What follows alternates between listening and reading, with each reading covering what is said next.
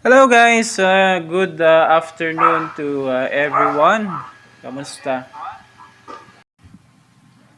Ayan. Naririnig ako guys? Naririnig ba? Yes, sir. Okay, thank you very much. Okay, so I will start already my lecture on our subject for the Unit 2. Kasi we're supposed to have the first lecture last week. But because of the adjustment that we made with regards to your exam, medyo na-late din tayo nagkaroon ng lecture. Okay, so nonetheless, no? We will start it already para makahabol-habol naman tayo. So I have here my notes, our module, no? And as you can see, we are going to be covering or discussing still the continuation of the module 3, no? Some of it was already included on your examination, prelim examination, and the rest of the topic under module 3 was not yet discussed, no? So I have the choice to either skip this topic, but I really believe that this is a very important topic. That's why we're still going to continue discussing the different section of the 1987 Philippine Constitution, specifically Article 3, which covers the Bill of Rights. Yan. Okay, so I guess hanapin lang natin kung saan tayo nag-end. We're done with section 1 up to 4, 5. We're done with that. No? Saan ba tayo nag-stop? Section 8. Yeah, I guess it's section 8. Ano? Section 8 tayo. So, anyway, just a quick overview with regards to the different sections. You can always go back to our previous lecture talking about Section 1, Section 2, Section 3, until Section 7 of the 1987 Philippine Constitution. So we ended our discussion for Unit 1 for Section 7. Now we're going to start our lecture on Unit 2 on the Section 8. No? So under Section 8, we have here the statement that the right of the people, including those employed in the public and private sectors, now has the right to form unions, associations, or society for the purpose not contrary to law, shall not be abridged. So it really is saying here that those who are employed, no, yung mga employee either through public offices or private companies, no, have the right, no, to form a union or to form their own association, no, whatever is the purpose, as long as it is not in contrary with the law and as long as it is not against the society. So if you are planning, no, if you are a member of the workforce, sabi nga natin, and then you're planning to come up or create an association with which will fight for the rights or the labor rights of each and every member of the association, then that should not be abridged, or that should not be attacked by the law that we have, by the government that we have. So karapatan ng mga trabahador, no, na bumuo sila ng samahan, no, kilusan, basta't ang intensyon sa paggawa ng mga yan ay upang ipaglaban lamang ang kanilang karapatan at hindi ang mag-alsa, no, para sa ikasisira ng isang opisina o isang kumpanya. Now, we always remember that, of course, the limitation only for the exercise of our rights is when we are already committing a crime, no? So yes, it's your constitutional right to form union, form an association, no, form a society, form a groups, whatever is that you wanted to form, no, that has the sole purpose of protecting the rights of your member. Then definitely that is legal, and the Constitution recognizes no, that is constitutional rights of each and every citizen. The only limitation again, as I've stated, is when it is already can be considered already as a crime. Kasi baka mamaya is bumubuo kayo ng kilusan, no, para akayin ang mga miyembro, ang mga empleyado na mag-alsa, no, na uh, patalsikin, no, kung sino man ang namumuno diyan, para nang sa ganun ay masolo ninyo ang control or whatsoever. Now if those are the reason already for the formation of the association or the group, then that would be considered already as an illegal, no, kasi ang pagpatalsik naman sa isang namumuno ay meron tayong legal na pamamaraan, at hindi dapat gamitin ng dahas o kung anumang social pressure para nang sa ganun ay maisakatuparan ang mga ganong paghahangad. Okay? So that's under Section 8. Section 9, private property shall not be taken for public use without just compensation. So we're talking about the authority of the state to take, no, to use all the resources that we have for public use, no. However, kailangan naman yan ng tinatawag nating just compensation.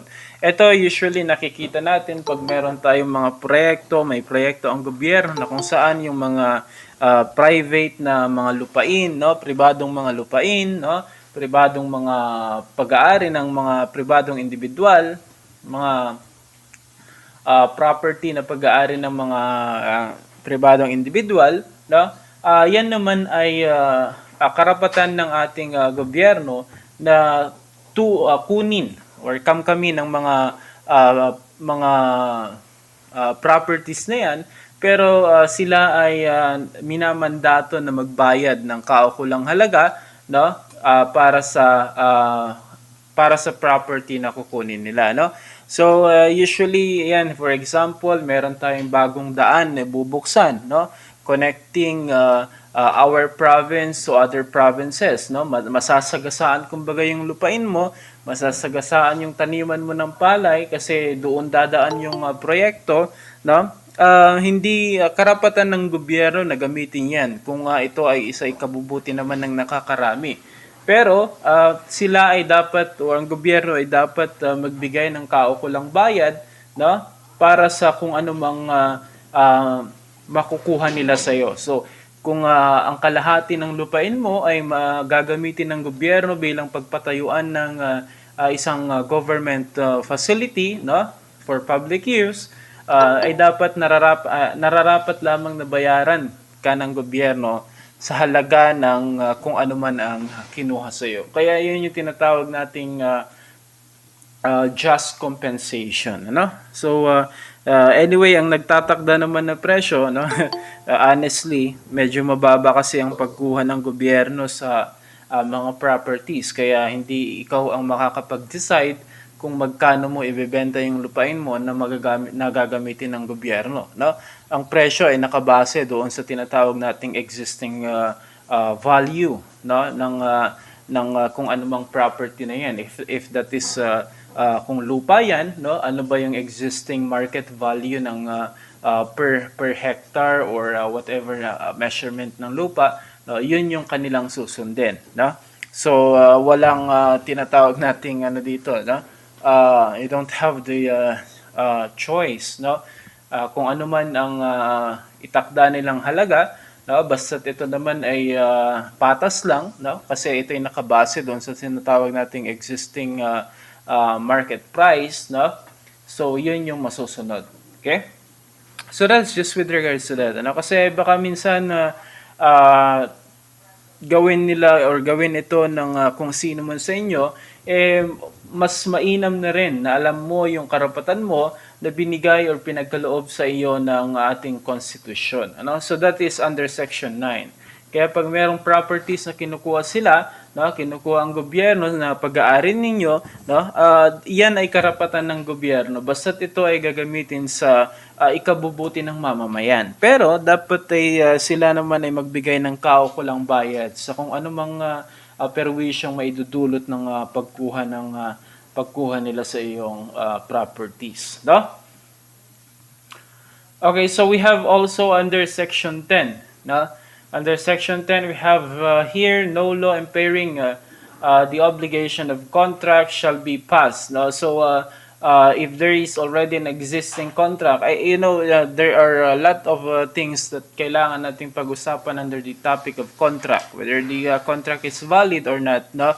But definitely there are legalities that we should cover under the obligation and contract. Now, kasi of course, if there is a contract, there is also an existing obligation. No, at hindi naman pwedeng kontrata lang at walang obligasyon. So, I'm not going to talk much about this kasi nga I think the best way, the best person to talk about this are lawyers that has specialization on this specific topic. Mahirap na baka magkamali ako ng interpretation with regards to this, mapasama pa tayo niyan, ano? So we move to section 11. Free access to the courts and quasi-judicial bodies and adequate legal assistance shall not be denied, no? To any person by reason of poverty. To address these issues, kasi alam nyo naman, no, the cost of filing, no, yung halaga o yung gagastuhin ng isang tao na magsasampa ng kaso or nasampahan ng kaso ay katakot-takot talaga, no? Sobrang mataas, malaki, mahal. Yan ang katotohanan, guys, no? Kaya isa yan doon sa nagpapahirap na makamtan ng hustisya sa ating bansa. Kapag ang biktima ay isang mahirap, no, siya ay dadaigin kumbaga ng financial resources ng kanyang kalaban, lalo na kung ang kanyang kalaban ay merong pera, no?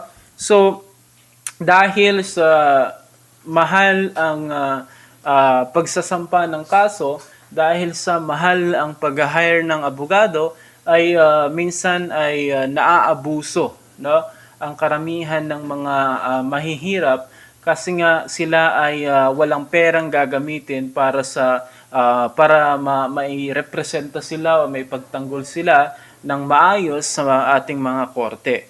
No. Kaya ang ating gobyerno ay gumawa ng tinatawag nating Public Attorney's Office, o yung tinatawag nating PAO, which itong PAO na to, no, provides free legal assistance doon sa mga inaakusahan na kaso na hindi kayang magbayad, no? Hindi kayang kumuha ng kanyang sariling pribadong abogado, no? Of course, the Constitution recognizes that dapat ang ating batas, no? Dapat ang ating korte, no? At dapat ang ating criminal justice system ay pantay ang pagtratong ibibigay sa mga mamamayan nito, mapamahirap man o mayaman, no? So ibig sabihin din yan, no, na kahit ikaw ay mahirap, wala kang pera, ikaw ay maaari pa ring lumapit, no, sa ating korte, ikaw ay maaari pa ring magsampa ng kaso, no, at kung ikaw ay walang perang gagamitin upang kumuha ng sarili mong abogado, no, nandyan naman ang ating state prosecutor kapag ikaw ang nagsasampa, at kapag ikaw naman ay sinasampahan o ikaw ang inaakusahan ng isang krimen, no, ikaw naman ay tutulungan ng ating Public Attorney's Office or yung PAO na tinatawag, no? So yung PAO na yan, no, they provide free legal assistance, pero make sure that of course you are entitled, no? Kasi medyo mahirap din kumuha ng serbisyo ng PAO. Hindi porket akusado ka na ay matik na nandiyan na ang PAO lawyer na tutulong sa iyo. They need to check also. Baka naman mamaya na ay may kotse ka pala pero pagdating sa abogado wala kang panguhan ng abogado, no? So hindi ka deserving kumbaga for the free legal assistance na binibigyan ng PAO. Ang talagang binibigyan lang ng free legal assistance under PAO ay yung talagang hindi kaya at walang kakayahan na kumuha ng kanyang sariling abogado upang may pagtanggol ang kanyang sarili. Kaya tinatawag o ginagawa din nila yung simple conduct of background checking to make sure that he is qualified. No? Based kung magkano ang kinikita niya buwan-buwan, based kung ano yung mga existing property niya, and the estado ng kanyang buhay and so on. So yan yung mga tinitignan. Para nang sa ganun ay yung talagang karapat-dapat, no? Yung karapat-dapat na mabigyan ng libreng abogado, libreng serbisyo, no? Ay siya dapat nang mabigyan at hindi yung meron namang kakayahan. Okay?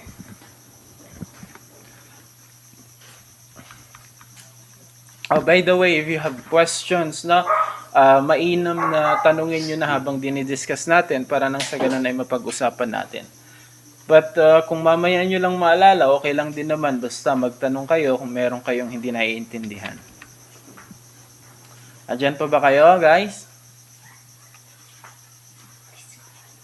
Yes, sir. Okay. Thank you very much. Sana hindi kayo inaanto kasi alam ko, launa, no? Katatapos ninyo sigurong magsipag-kain. Okay, so under Section 12, ano? Ito, familiar na tayo dito under Section 12. What is Section 12 of the Bill of Rights or the Article 3 of the 1987 Philippine Constitution? Now, under Section 12, it covers yung tinatawag nating Miranda rights, no? So, since you are all a criminology student, then definitely you are all familiar with the concept of Miranda rights, I assume, no? Alam kong alam nyo yan. No, so what are the Miranda rights? No, we have here. It's not only that it is under Miranda rights. Ito pasok din to sa constitutional rights natin. Ano?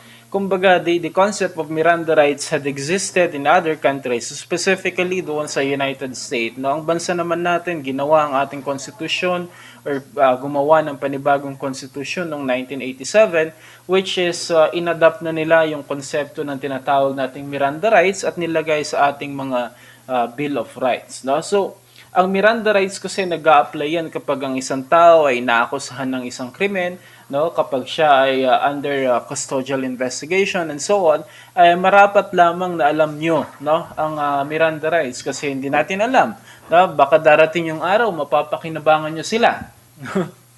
I'm not saying na ikaw ay maaaresto o makukulong, no? What I'm saying is that kapag ikaw ay nakapasok na sa serbisyo, kailangang alam mo yung karapatan ng akusado para nang sa ganun, irespeto mo yung karapatan niya at maiwasan natin yung mga tinatawag nating technicalities no? during arrest, during custodial investigation, and so on. So napaka-importante na matalakay talaga natin itong tinatawag nating Miranda rights, which was enumerated also under the 1987 Philippine Constitution. Ano-ano nga ba yung mga yon? So we have here, sabi dito under paragraph 1, no, if you can read, no, any person under investigation for commission of an offense shall have the right to be informed of his right to remain silent. Unang-una yan, ano? What is being protected here? I think lumabas ito sa examination, no? Anong pinoprotektahan ng tinatawag nating right to remain silent?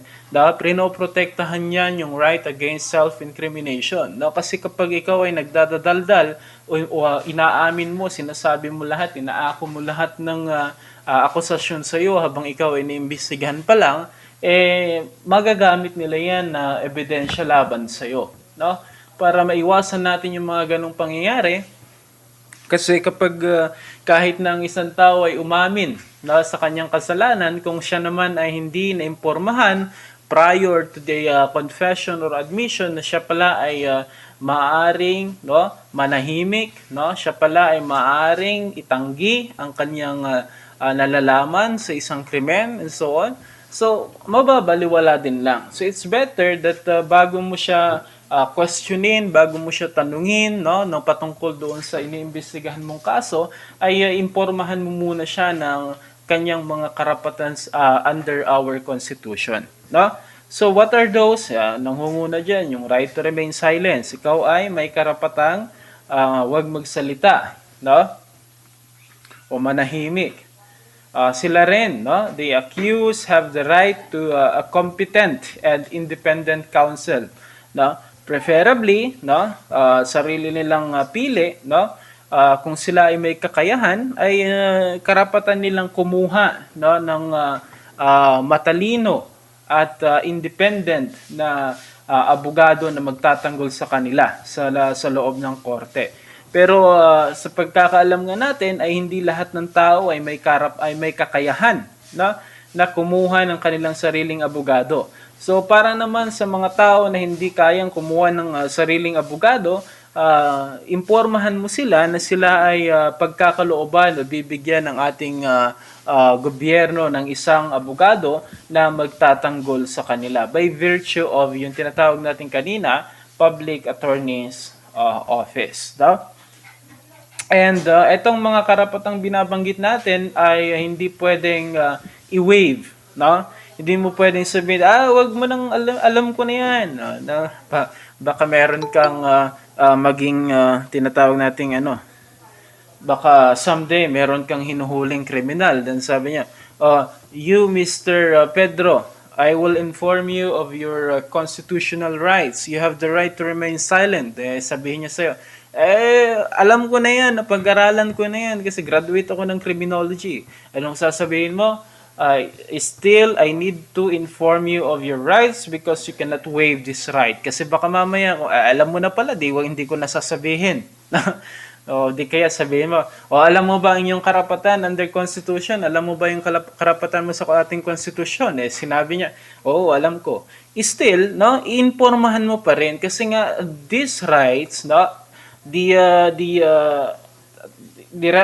not the recitation, no,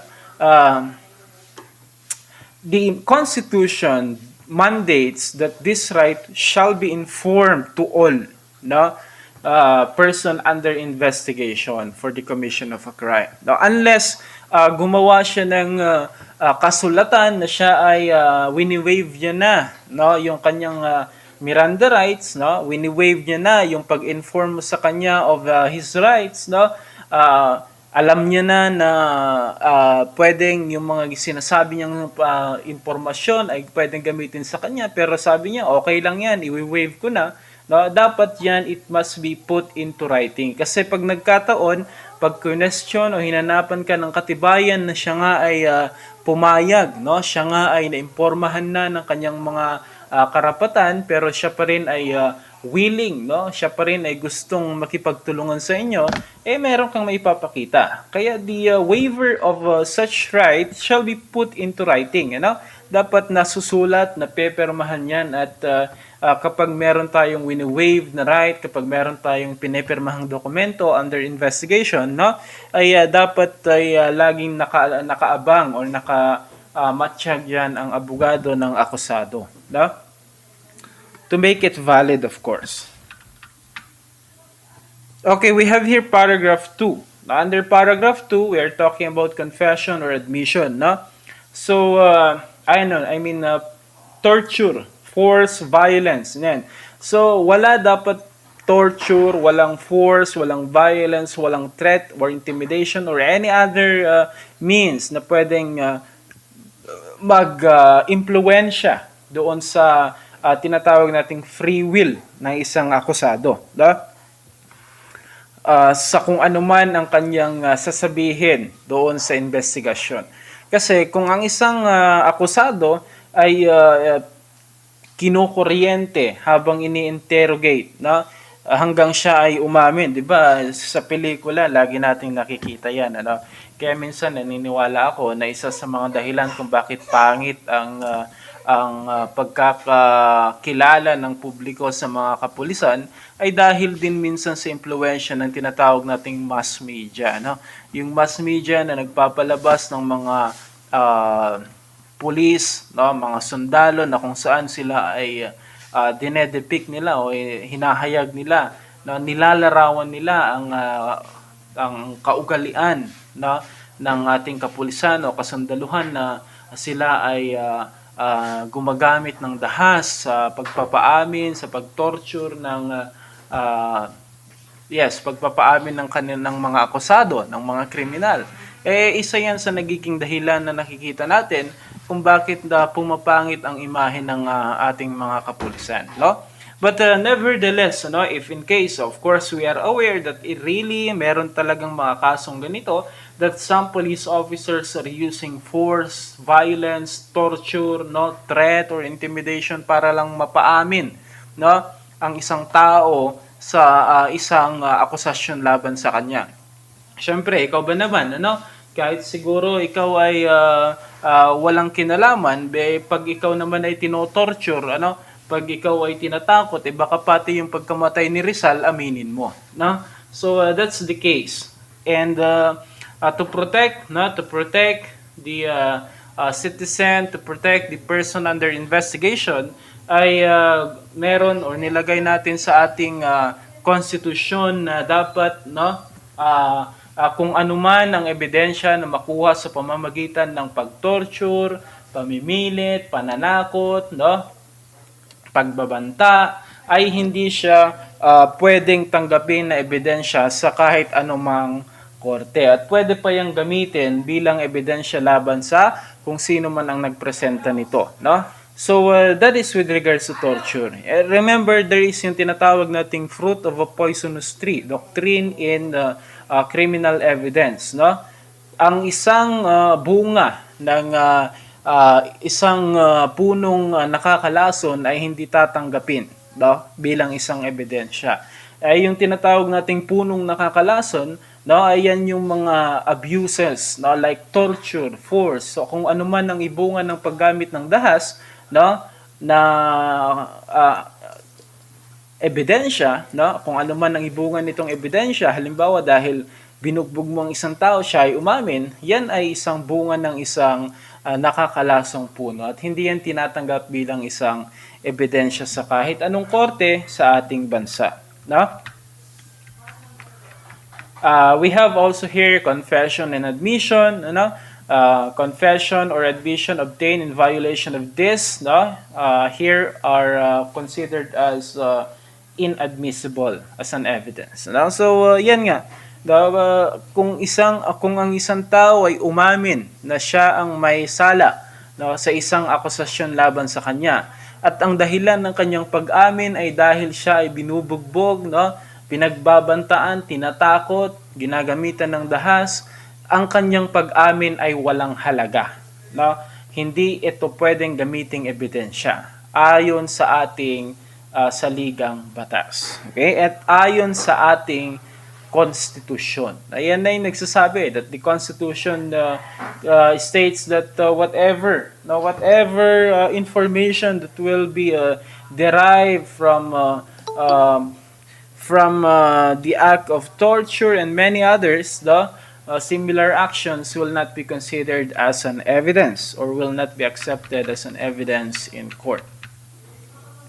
Paragraph 4, no, the law provide for penal and civil sanction for violation. Of course, naman, no, if there is a violation of the law, we expect, of course, that there will be penal sanctions or civil sanctions for such. No?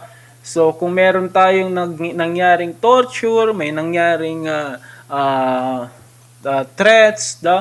Merong nangyaring intimidation, and so on, ay nararapat lamang na yung mga gumawa ng mga ganitong kabulastugan ay maparusahan civilly at criminally. And we also include administratively kasi usually ang mga naggagawa nito ay mga empleyado ng ating gobyerno. So they have a case of administrative, no? Meron din silang criminal case, sigurado meron din silang civil cases, no? Yan. All person naman, no? All person except those charged with an offense. Okay, punishable by reclusion. Under Section 13 kasi ang sinasabi dito, guys, that kapag ikaw ay sinampahan ng isang kaso, no? Sinampahan ng isang kaso, ay dapat ikaw ay mabigyan ng karapatang magpiyansa o yung tinatawag nating bail, no? Yung bail is a form of surety, no?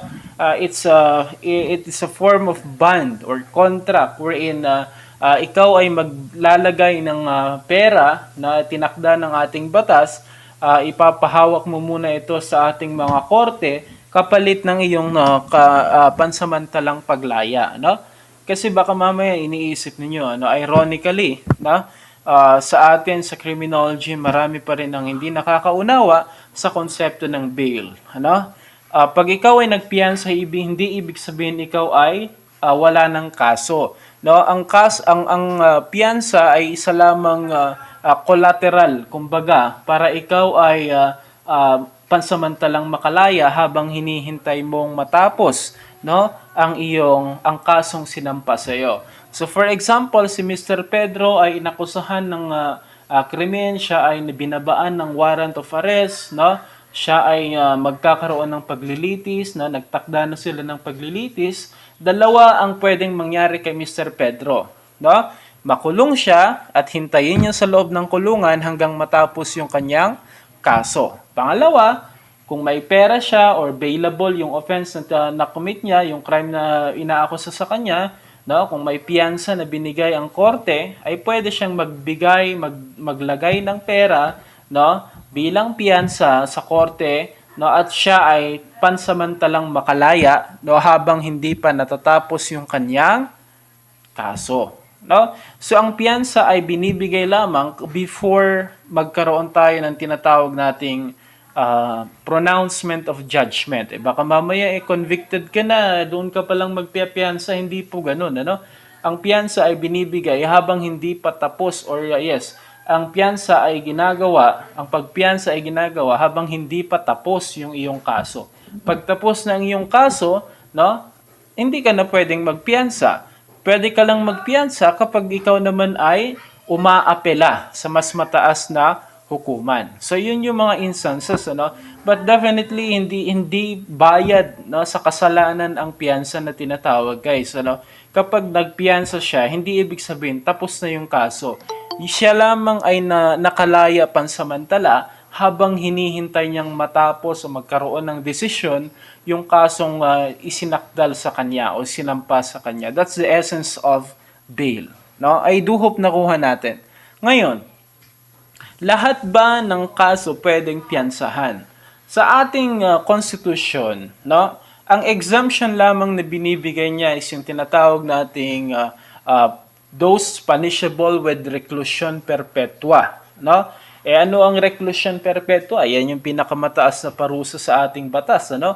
20 years 1 day to 40 years na pagkakakulong. Sa ngayon, yan yung pinakamataas sa ating Kodigo Penal, sa ating Revised Penal Code. Ano? Katumbas niyan doon sa tinatawag nating life imprisonment. Okay? Now, kapag ang kaso na isinimpa sa iyo ay may kaparusahan na reclusion perpetua at ang ebidensya, no, ang ebidensya laban sa iyo ay malakas, no, hindi ka pwedeng magpiyansa. Yan yung rule, no? Pero kahit ang kasong sinampa sa iyo ay punishable by reclusion perpetua pero hindi naman malakas o hindi naman kalakasan ng ebidensyang pinapakita ng kalaban, no, pwede ka pa ring magpiyansa. Another is that meron kasi tayong mga specific offense na hindi talaga siya bailable, no? May mga kaso tayo, no, may mga krimen na talagang hindi pwede o talagang sinasabi, stricto ang batas. Sabi niya, itong kasong ito ay hindi dapat mapiyansahan. Yan naman ay para protektahan naman ang ating mga sarili o mga kababayan na kung saan is kung lahat ng kaso ay pwedeng piyansahan, panigurado na ang makikinabang lang naman dyan ay yung mga merong kakayahang magpiyansa at walang iba kundi ang mga taong mayayaman. Samantalang si Pedro na isang mahirap, no, kahit sinampahan lang ng pandurukot, no, at binigyan ng piyansa na 10,000 pesos siguro, no, saan naman siya kukuha ng 10,000 pesos, ano? So magkukulong na lang siya habang hinihintay ang kanyang kaso. Samantalang si Juan, no, nakisinampahan ng kasong homicide, no? Ang piyansa is 100,000. Kayang-kaya niya yan basta siya ay mayaman, no? So para maiwasan yung mga ganong pangyayari, ay meron talaga tayong tinatawag nating individualization, no? Kung saan is depende kung anong krimen ang ginawa at merong mga seryosong krimen na hindi pinapayagan ng ating saligang batas na mapiyansahan, no? Sali na diyan yung tinatawag nating carnapping, no? Yung mga matataas na kaso ng estafa, no?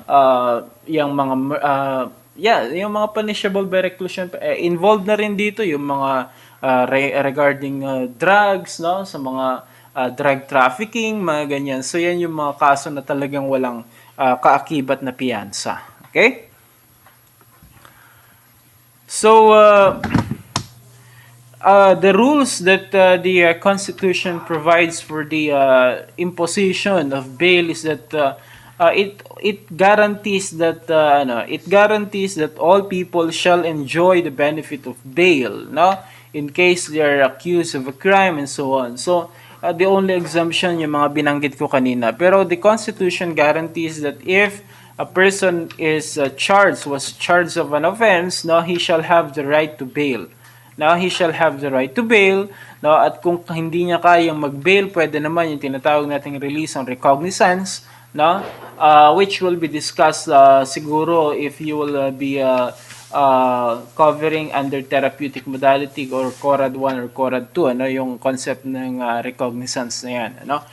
So basically, the concept of recognizance is that when you are released, no, by virtue of if you are released in custody of a person who has a good reputation naman sa isang community. Kumbaga, aarborin ka ng isang tao na kilala or may mataas na reputasyon sa isang mamamayan at ikaw ay mapupunta sa kanyang pangangalaga habang hinihintay mo yung kaso na mangyari. Parang ganun ba? No?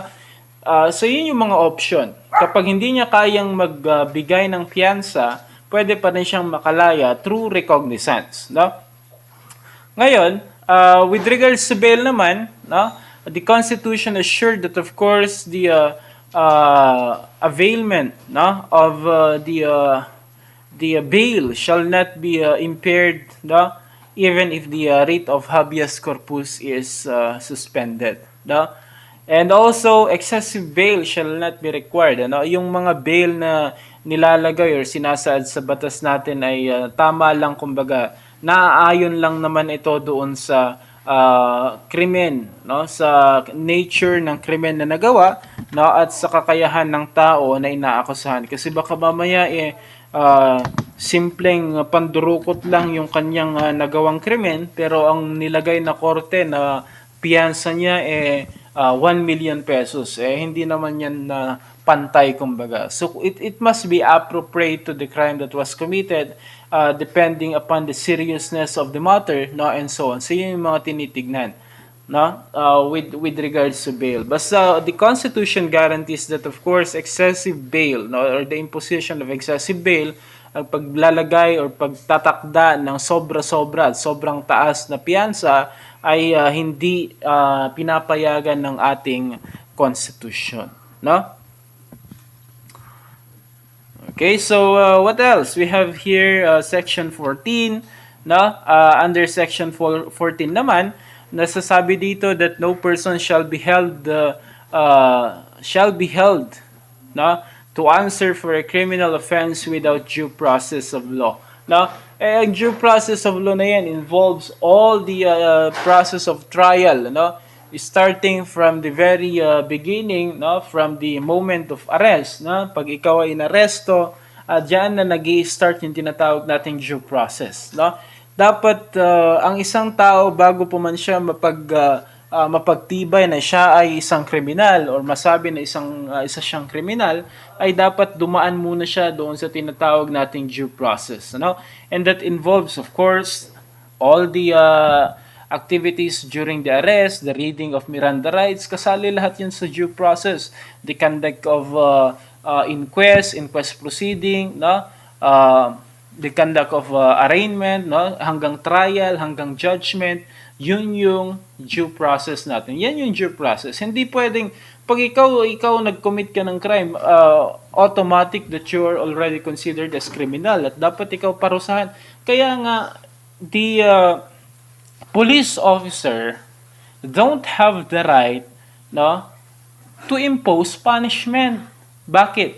Kasi punishment is only imposed if the accused is already proven guilty. Sabi ng ating batas, ang isang akusado ay papatawan lamang ng kaparusahan kapag siya na ay napatunayang may sala beyond reasonable doubt. No? Kailan ba napapatunayan na yung isang tao ay is guilty beyond reasonable doubt? After trial, no? After na naipresenta na lahat ng ebidensya ng akusado, ebidensya ng biktima, no? Doon magpapasya ngayon si judge ng korte na yan kung sino ba talaga ang nagsasabi ng totoo at sino ang hindi. At kapag si akusado ay pinapaniwalaan na siya ang hindi nagsasabi ng totoo, doon pa lang siya huhusgahan. No? Doon pa lang sasabihin na siya ay guilty or siya ay may kasalanan sa akusasyon laban sa kanya at doon pa lamang magko-commence yung tinatawag natin imposition of punishment. No? So ang pagpaparusa hindi sa law enforcement kundi doon na sa level kumbaga ni correction pillar. No? At ang nagpapasya diyan is yung si court, no? Yung court natin. So dapat maintindihan natin yung prosesong 'yan. No, hindi porket nakita mo, no? Nakita mo na si Pedro sinaksak niya si Juan, sasabihin mo na si Pedro dapat i-put into death penalty kasi siya ay pumatay ng isang tao. Maybe you don't know the story, no? Baka malay mo it's self-defense pala 'yon. Malay mo Mr. Pedro is being coerced, no? Pinipilit siya ng kung sino man na gawin yung isang bagay na yun. We don't know the entire story of everything by just looking at it without understanding what are the possible factors that contributed to the existence of the problem that we are encountering. Yun yung gusto nating i-point out. Di ba? Hindi porket nakita mo, siya yung sumaksak, di siya yung may kasalanan. Kung ganong klase ang pag-iisip na meron ka at ikaw ay magpupulis, then definitely medyo mag-isip ka. Kasi you're jumping into conclusion without investigation. Mali yan, no? Maling-mali yan. Kayo bilang future police officer should don't have, no, dapat wala kayo or wala kayong mga ganyang mindset na kung saan nag-jump into conclusion ka na, hindi ka pa naman nag-iimbestiga. Imbestigahan mo muna. Kasi hindi mo alam, baka may factors dyan na pwedeng magbago doon sa takbo ng issues under the things na nakita mo. No? Balay mo pala, it's a self-defense, sabi ko nga. No? Porque siya yung nakita mong nakahawak ng kutsilyo, siya na yung binaril mo, inaresto mo. Yun pala ay pinagtanggol niya lang yung kanyang sarili at nagkataon na nung dumating ka, siya na ang nasa ibabaw, parang ganun. So, investigate first before you jump into conclusion. And you remember that it's not you who decide, no, what punishment should be imposed, no? It's for the court to decide that, no? And it is the correctional pillar who would implement. Your job as a law enforcer is to enforce the law, arrest the person, and bring him to the court. No, that's your duty, kumbaga, under that circumstances. So sa pakatandaan natin lagi 'yon.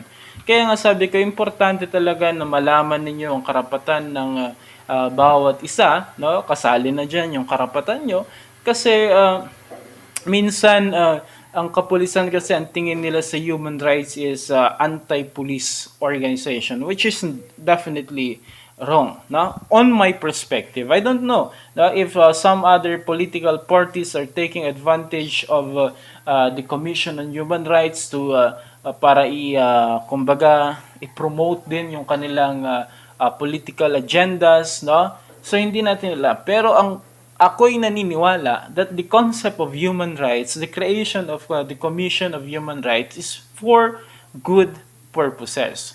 Only siguro that it is being used kasi I myself admits that I realize or I notice that sometimes the issues on human rights is ginagamit yan, no, para sa sariling agenda ng mga political parties, which is very wrong. No, which is very wrong. Sasabihin ng opposition, there's a lot of human rights violation. Kinagamit na naman ng issues on human rights. But they're just cherry picking. Hindi lamang yung taong napatay sa isang drug bypass operation ang merong karapatang pantao. All of us have human rights. No? Paano yung mga OFW na minamaltrato? No? Bakit hindi sila ang pakialaman? Paano yung mga magsasaka na inaabuso ng kanilang mga amo, no? dapat imbestigahan paano yung mga nagiging biktima ng krimen, yung mga ah, yes, yung mga nabibiktima ng krimen like pinapatay, nabubugbog, nagagahasan, nananakawan, meron din silang human rights. So all of these things should be taken into consideration, should be taken into consideration. Not only the issues between the police officers, the drug war, and the administration. Kasi kung doon lang nagfo-focus ang isang commission known as the Commission on Human Rights, clearly it is being used only for a political or to promote to advance their own political agenda, but I still believe, sabi ko nga, that the concept of the creation of human rights, the Commission on Human Rights, is very significant up to this day because of the history that we have. Now we have already a lot of issues or happening na kung saan ang daming tinatawag nating human rights violation that were not addressed just because sometimes the actors kasi the actors involves the state, minsan nasasali or nadadawit ang bansa ang gobyerno mismo kahit hindi nabibigyan ng hustisya or ng pansin ang ibang mga human rights violation, but nevertheless, that is with regards to due process. Anyway, let's talk about paragraph 2, dito naman, in all criminal prosecution, the accused shall be presumed innocent. You remember that? That's the basic concept of that. Dapat you view a person who is accused of a crime, hindi porket inaakusahan siya na ay may kasalanan. No. Our Constitution guarantees that a person accused of a crime will be presumed innocent until proven guilty. So hanggat siya ay hindi pa binabasahan, hanggat siya ay hindi pa sinasakdal bilang isang bilang guilty sa akusasyon laban sa kanya, siya ay mananatiling inosente, sa mata ng ating batas, at dapat sa mata din ng ating organisasyon, because that's the mandate of the Constitution. And because he is presumed innocent, then lahat ng rights, lahat ng rights na meron sa isang tao ay dapat nandoon pa rin sa kanya. Kasali na diyan halimbawa yung right to be heard by himself and counsel. So kailangan may karapatan pa rin siyang ipagtanggol yung kanyang sarili, karapatan niya ring malaman kung ano yung mga akusasyon laban sa kanya, kung ano yung binibintang sa kanya. Karapatan niya ring magkaroon ng tinatawag nating speedy, impartial, and public trial. Mabilisan, I don't know the Tagalog of impartial and so dapat walang kinikilingan, parang ganon. And public trial. Meron din siyang karapatan na demand the presentation of the witness against him, face to face, kasi baka mamaya yung mga witness hindi naman pala talaga sila tunay na kakilala ng akusado, so yan yung mga issues. So meron siyang karapatan na mag-demand na ipaharap sa kanya kung sino man ang tumitestigo laban sa kanya, meron din siya yung tinatawag nating compulsory process to secure the attendance of witness and production of evidence in his behalf, So, kaya meron tayong mga summon,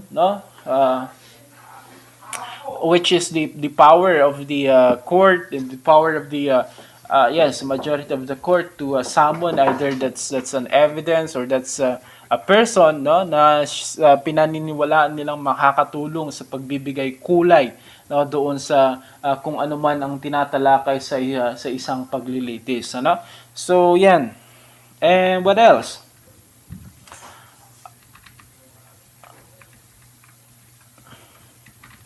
Section 15. Yan.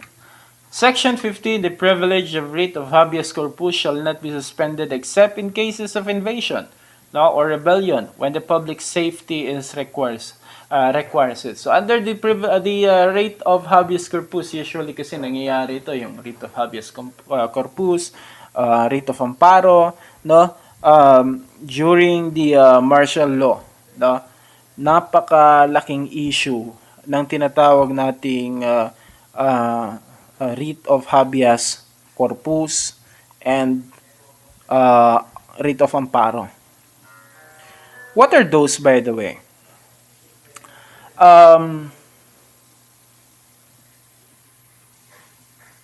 According to the writ of habeas corpus, the rule of habeas corpus, a person is if a person is deprived of liberty or by which the rightful custody of any person is withheld from the person, no, uh, they are entitled, no, they are entitled of the mandatory presentation. Wait, teka lang. Habeas corpus is defined as the recourse, no, which a person can report an unlawful detention or imprisonment to a court and request that the court order the custodian of the person, usually a prison official, to bring that person to court. No, during the nung kasagsagan ng martial law, there are a lot of we call it political prisoner. No, kasi if they are in prison because of their political belief or disagreement, or they are in prison because they committed a certain crime. No, so kapag siya ay inaresto, no,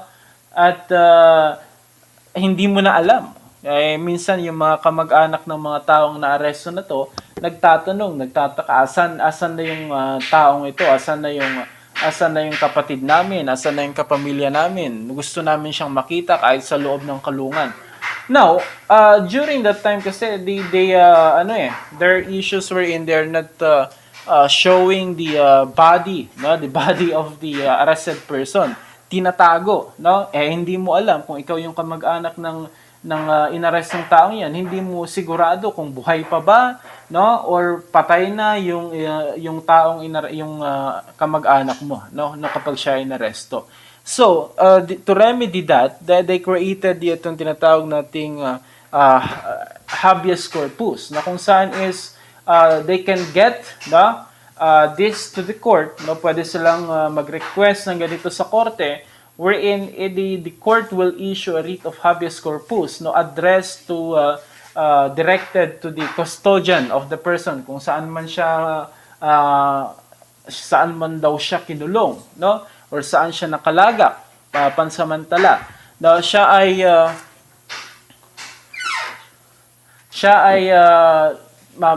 yung custodian na ito ay mapipilitang ilabas o ipakita o patunayan na yung tao na inaresto nila ay buhay pa, no?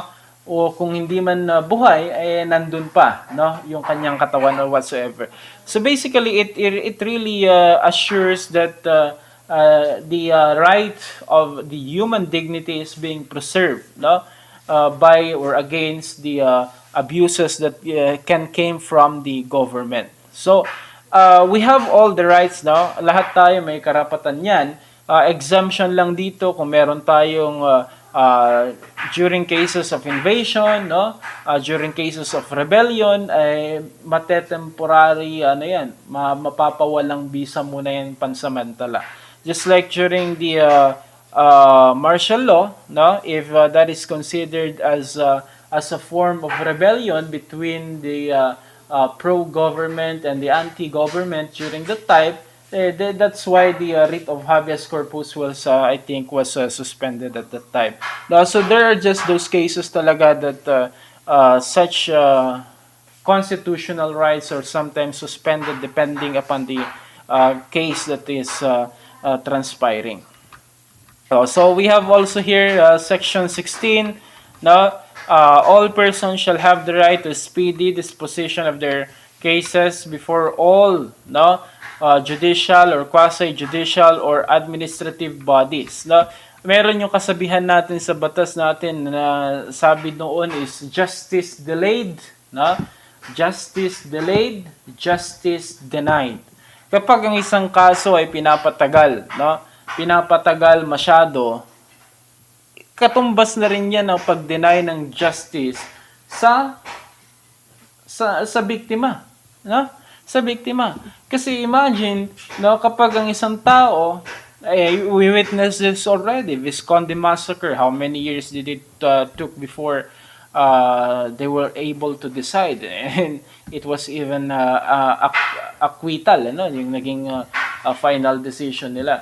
So how many years do you think will the trial, no? Gaano katagal tumatagal yung paglilitis dito sa ating bansa sa mga normal na kaso. Depende yan, ano? But sometimes inaabot yan ng hindi lang buwan kundi taon, no?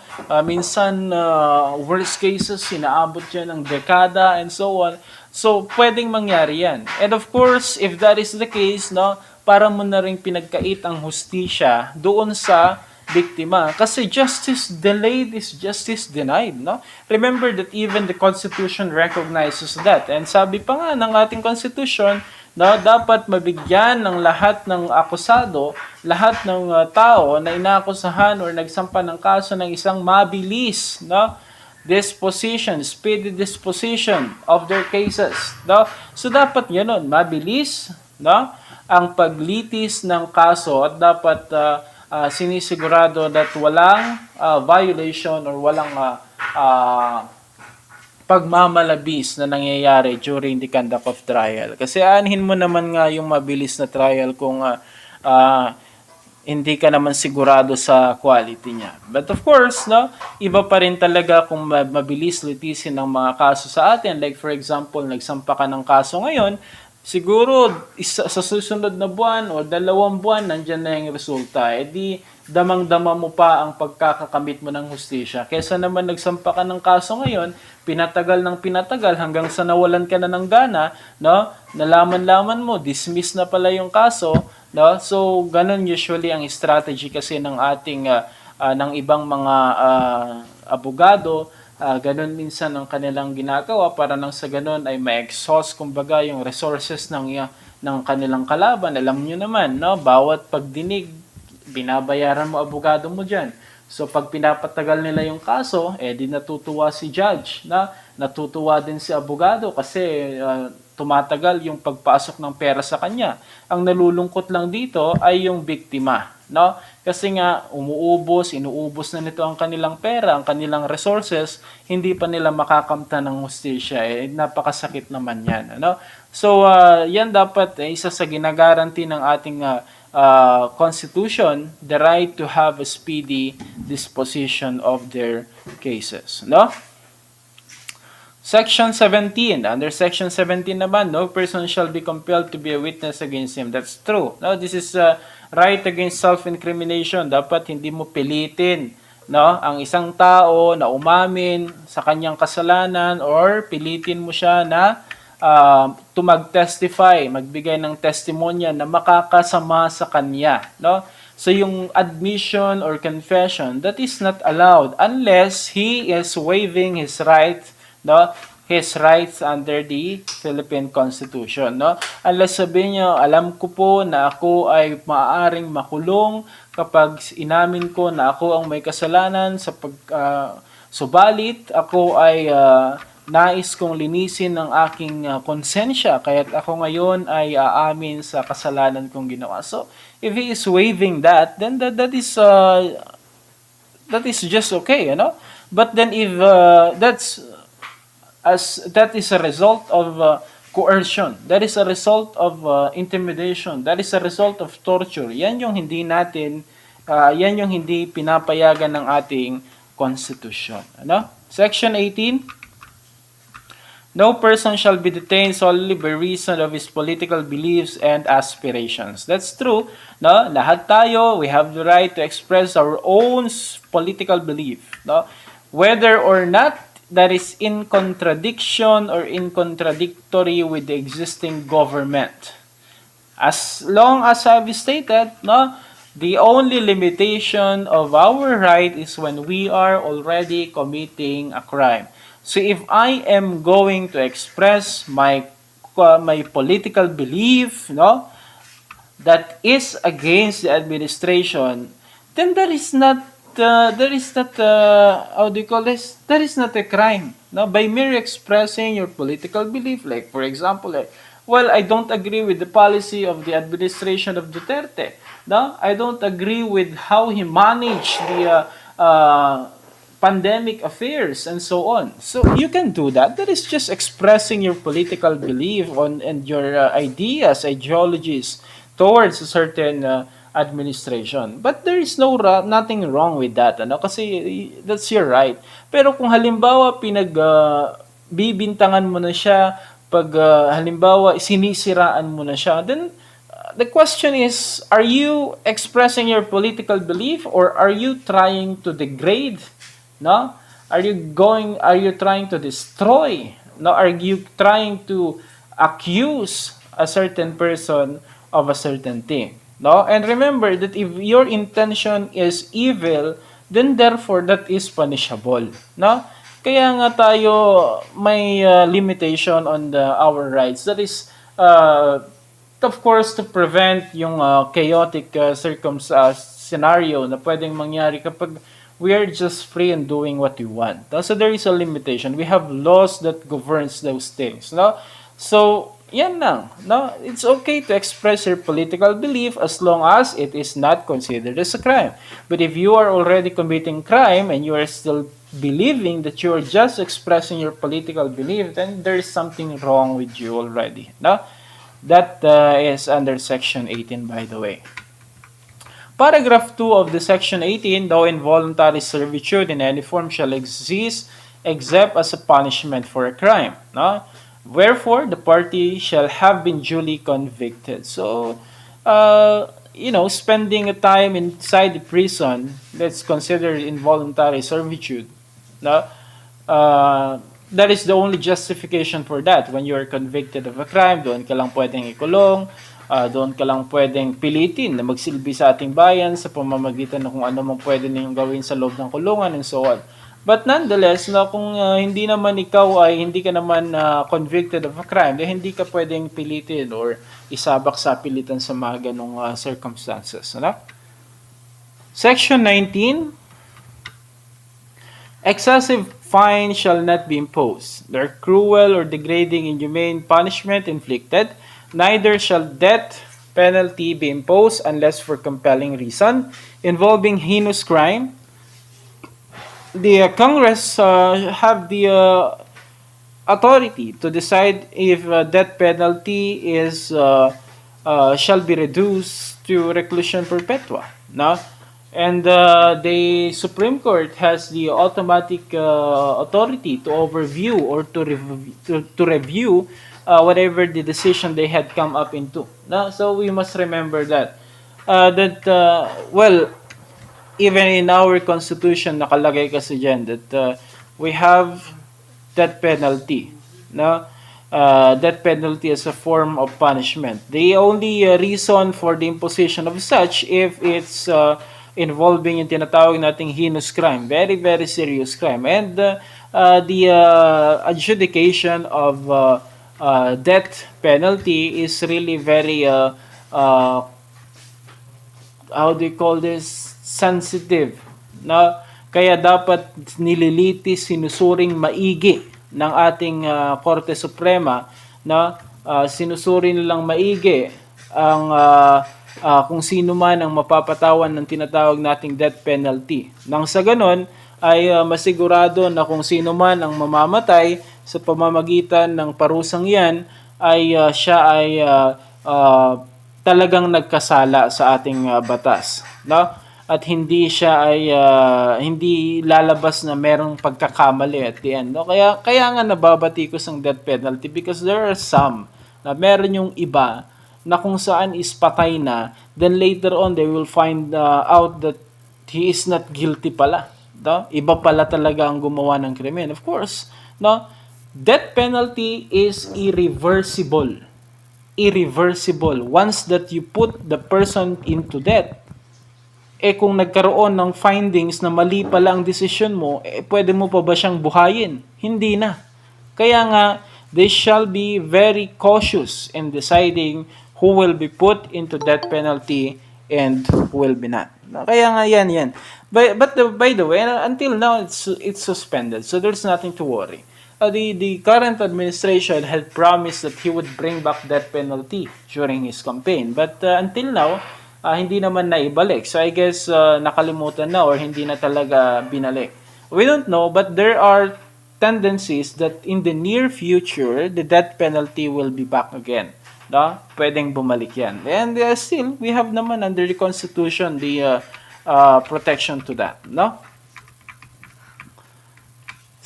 Paragraph 2, the employment of physical, psychological, or degrading punishment against any prisoner or detainee or the use of substandard or inadequate penal facilities under subhuman conditions shall be dealt by with the law. So, yeah, so we have the protection against any form of misconduct inside the prison, such as if there are physical abuses, if there are psychological abuses, if there are degrading punishment that are being implemented or imposed to the prisoners or detainees, if the facilities are inadequate, kulang-kulang, hindi sapat ang mga kulungan, yan ay dapat tinitignan ng ating Constitution. Binibigyan niya ng pansin talaga yung mga yan. At kung meron mang violation na kagaya ng mga binanggit natin, if there are abuses happening to prisoners or detainees inside,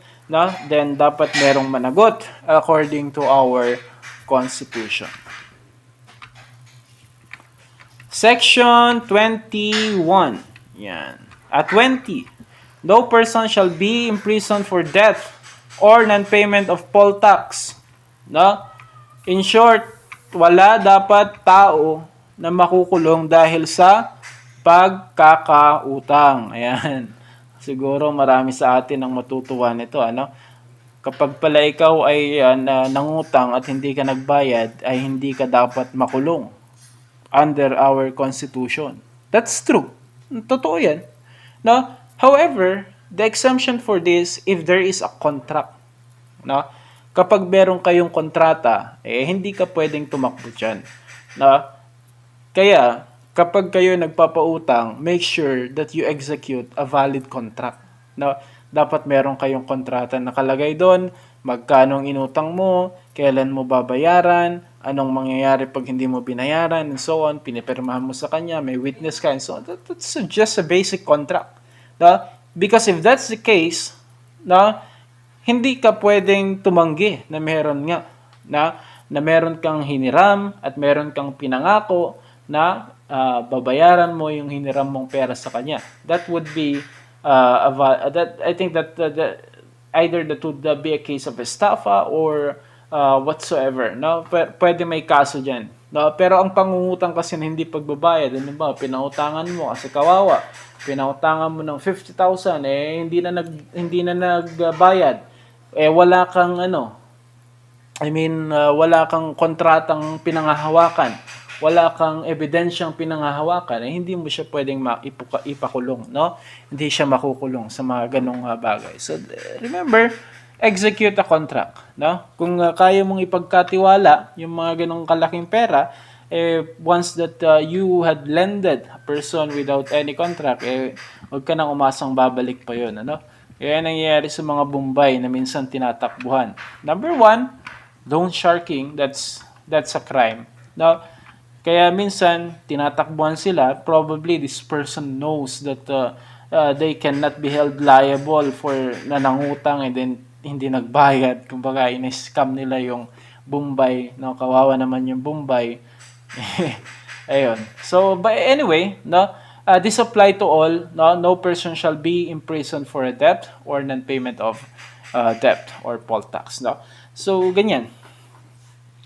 Next, Section 21, no person shall be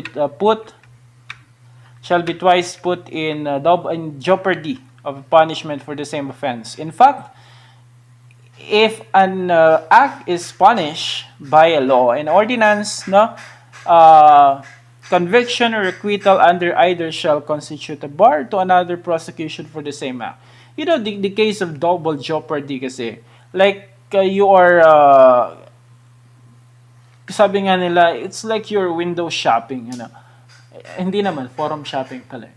Well, the case of double jeopardy is when nagsampa ka ng kaso, natalo. Sinampahan mo na naman ng kaso, kaparehas na sinampa mo, talo. So kung siya ay napatunayang walang sala doon sa una mong sinampa, hindi ka na pwedeng magsampa ng panibagong kaso kaparehas ng una mong sinampa. Kasi that's double jeopardy. Napatunayan na nga na wala siyang sala, ano sasampahan mo na naman, no? So kung sinampa mo na sa kanya yung ganung kaso, hindi na. Like for example, sinampahan mo ng homicide, no? Ay sinampahan mo ng serious physical injury. Yan. Sina Yan, sinampahan mo ng serious physical injury, talo ka. No?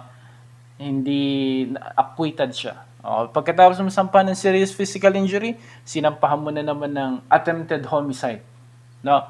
So, it seems like that this crime that you're accusing him falls in the same category as crimes against person. No? So kung napatunayan na wala siyang kasalanan, wala siyang ginawa doon sa una, you are already barred to file another case at the same category, as the same classification as that was first. No? Kung ganun, dapat, no, nagkaroon na ng amendment doon pa lang sa first case na sinampa mo. Kung sinabi mo, mali kasi yung unang sinampa ko, no? Ang sinampa ko, serious physical injury.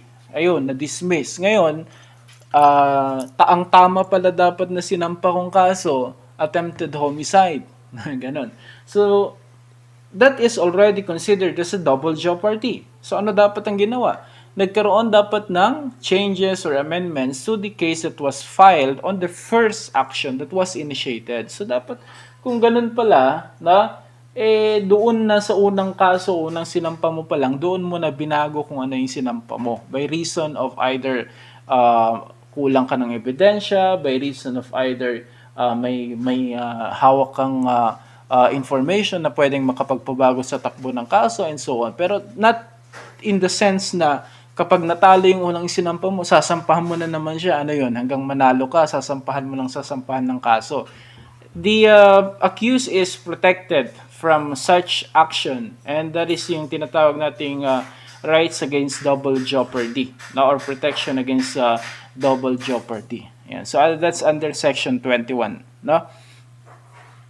Section 22, no ex post facto law or bill of attainder shall be enacted. And well, that's the last. Section 22 will be the last of the things that we will be discussing. Well, ex post facto law is the law that punishes an act that is not punishable when it was committed.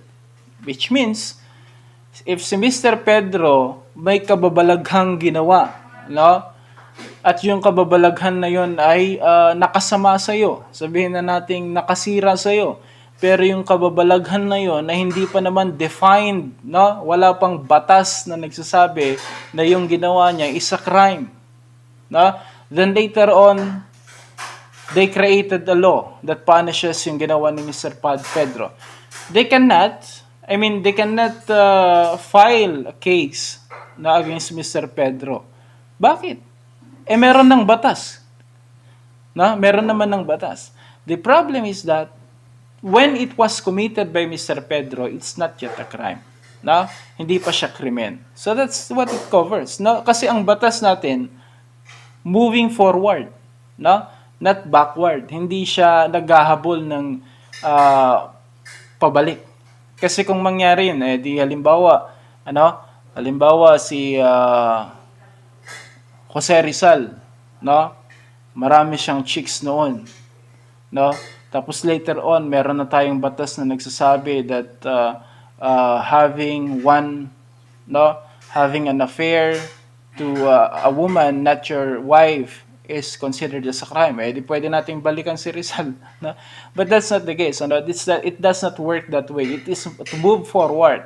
So wala dapat tayong mga batas na kung saan is ganun ang nature, that it punishes the act that was committed, no? That when was committed it's not yet a crime. No? Like for example, the case of Hayden Ko and Katrina Halili. During that time, there is no such thing that punishes yung pag-videotape while having a sexual intercourse and so on. No? So wala pang batas. So what happened? The case of Hayden Ko was dismissed kasi wala pa naman yung batas na yon. Later on, they created the law, Anti-Voyeurism Act, no? And so on, which punishes yung pag-videotape, no, without the permission of the other party of activities that are, considered as private, no? So they cannot, or the law cannot go back to Hayden Co. No, in that case, because when Hayden Co. committed the act, it is not yet punishable. No, so it's only now that it's punishable. That's the concept of ex post facto. Okay, so that's it for some of the provision under Article 3 Bill of Rights of the 1987 Philippine Constitution. Still, I believe that this is very essential to our topic on human rights education because all of us must know what are our rights, no, what we are entitled to, and so on. So, if you have question with regards to this, no, by the way, this is my personal appeal to everyone. No? You will become a future law enforcer someday. Read the Philippine Constitution. That's very important. No? Kung meron mang batas na dapat yung pag-aralan, it's no other than the Philippine Constitution. It's very important, useful. You, no, even if you are a police officer, you are still a citizen. You have the same constitutional rights as the others. So if you know your rights under the Constitution, you know how to protect yourself against pointless accusations, di ba? Then, if you know also the rights of others, then definitely you know what to do and how to deal with them properly in respect to their human rights. No, wag kasing i-consider that human rights is your enemy. How can human rights be your enemy if you yourself is a human being entitled of the same rights as everyone? No? Tandaan natin 'yon. The enemy is not the human rights. The enemy is human rights violations. Yeah. So we should try to eradicate, remove, control, suppress human rights violations. Okay? So that's it for today. The thing that I prepared to you for this session. If you have question for this topic, you may free to ask. No? Meron ba kayong mga tanong? Okay. Thank you. Okay, so if there are no more question then, thank you very much for listening. I think na-upload ko naman na yung module nito, no? So I don't need to re-upload it again, no? Siguro for those who are having internet connectivity problem, no? Thank you, Miss Laika. So, for those who are having internet connectivity problem, I wait for the video to be uploaded na lang, no?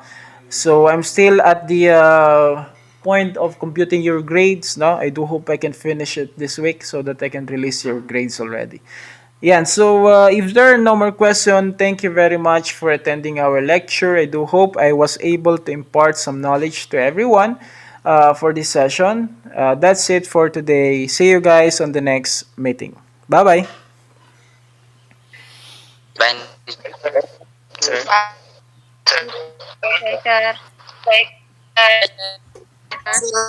Bye-bye. Bye-bye. Thank you.